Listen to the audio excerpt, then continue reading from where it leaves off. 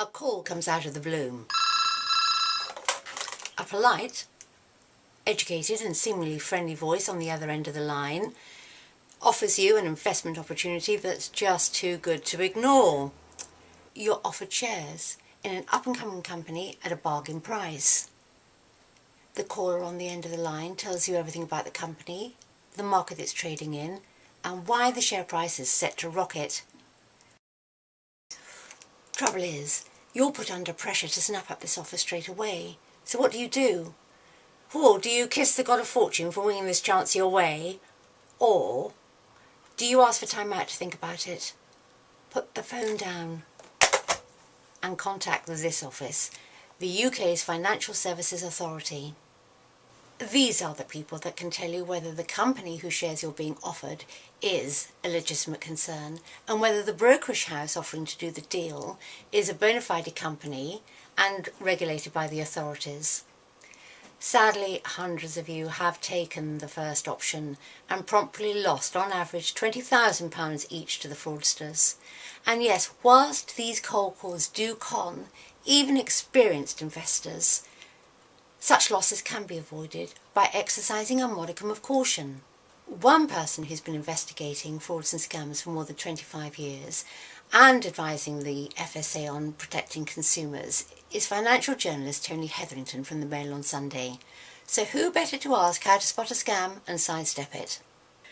So Tony, first of all, put us in the mood to be taught a lesson and let's hear your scariest stories of how ordinary Joe Public has lost out to clever scams. There are lots of tragedies involved in fraud because although people might think from the movies of Leonardo DiCaprio playing silly games and putting uniforms on and passing himself off as an airline pilot and that sort of thing, fraud actually has a much seedier side, a much more tragic side, and sometimes people do commit suicide because they have lost everything. After a lifetime of work, they have lost their savings, they've lost their home, they've very possibly lost their family to fraudsters. They have nothing left to live for, and they end it. And that's the tragedy of fraud. That's the side that we don't hear very much about. So what happens to these people then? How do they get sucked into these scams in the first place? Often it's an innocent-looking approach in the first place. Somebody offers perhaps a free subscription to a newsletter, an investment newsletter, or they invite you to invest a few £1,000s in their latest wonder share, which surprisingly then over a couple of months does very well because the price is being manipulated by the bad guys. Then they come along and say, just think what you'd have made if you'd put £50,000 in or £100,000 in. You haven't got a mortgage on your house. Why don't you mortgage your house? You could afford to put an awful lot more in. And we've got another share coming up that will do just as well. You could really double your money, triple your money within a matter of months. And people do fall for this, I'm afraid. They've been sucked in. They've seen that it works once and they fall for it again. And presumably there aren't that kind of available sort of referrals to people who could actually put them right and say, watch it, this is not what it seems. There are agencies that will do this. The Financial Services Authority in Britain is an obvious one.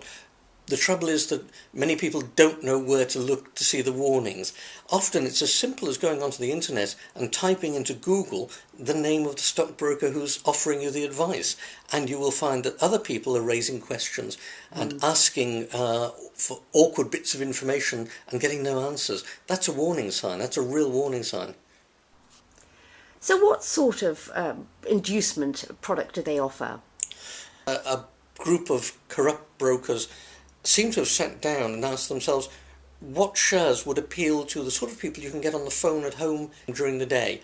Now, mainly that's women who are at home. So they came up with a share in a company that built artificial limbs for crippled racehorses so they wouldn't have to be shot.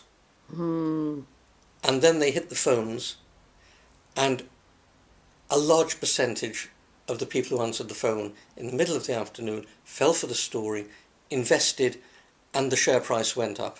And these chaps made so much money working from their unlicensed boiler room, as we call it, broking firm in Spain, that they moved up the coast into the Pyrenees. They went to Andorra and set up their own little bank on the ill-gotten gains that they'd made out of selling shares in the Horse's Leg Company.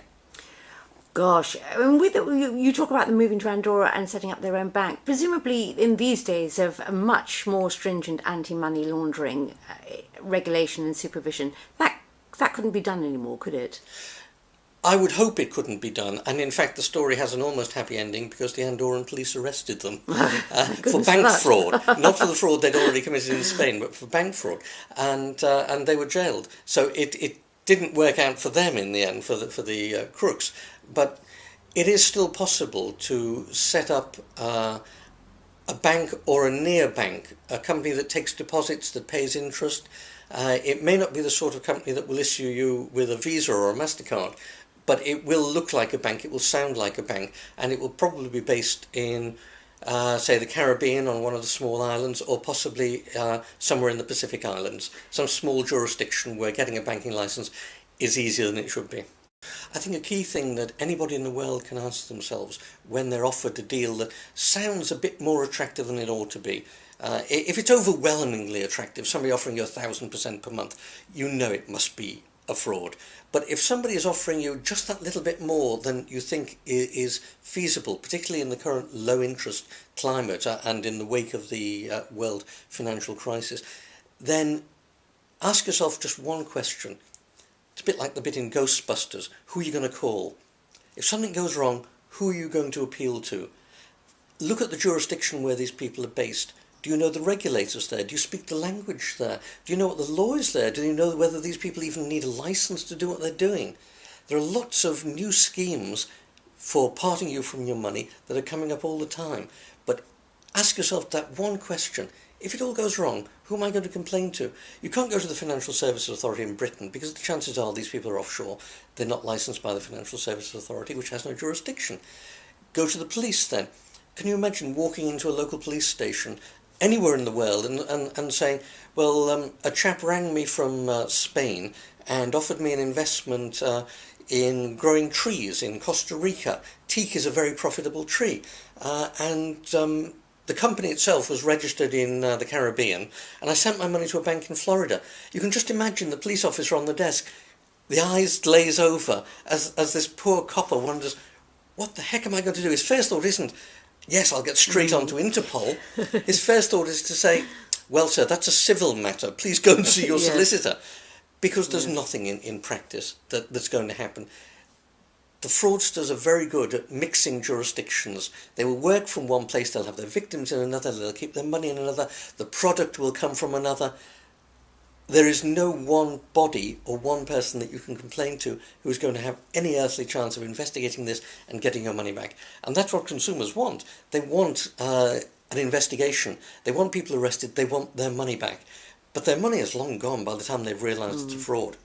One of the difficulties we have on the consumer panel on which I sit that advises the Financial Services Authority is getting across the difficulty of cross-jurisdictional fraud. And as world boundaries come down, partly for political reasons, partly as a result of the internet, partly through organisations like the European Community, the European Economic Authority, making it easier for companies, legitimate companies, to work across borders. It also makes it easier for the fraudsters to work across borders.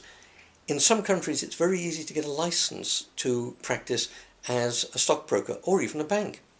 And yet the theory is, within the European Economic Area, that if you've been passed as fit by one regulator, all the others, and there are about 30 in the European Economic Area, should accept you as well. So it's called passporting. So if you get a banking license in one of the Baltic states, or in the old Soviet Baltic states, to practice as a stockbroker or a banker, you're automatically accepted in the City of London. And it's very difficult to keep you out, because the whole ethos, the whole pressure from Brussels is bring down the boundaries, abolish the borders, practice across the whole of Europe. And that has a downside as well as an upside. Because it allows fraud to spread like wildfire across those boundaries. They won't call it fraud in the beginning, but by the time they find out it's fraud, it's too late. Tony, we are now well and truly scared, and I have to say, on behalf of everyone, thank you very, very much. That is such useful advice. Thank you. You're very welcome. Being scared is a good thing to be sometimes.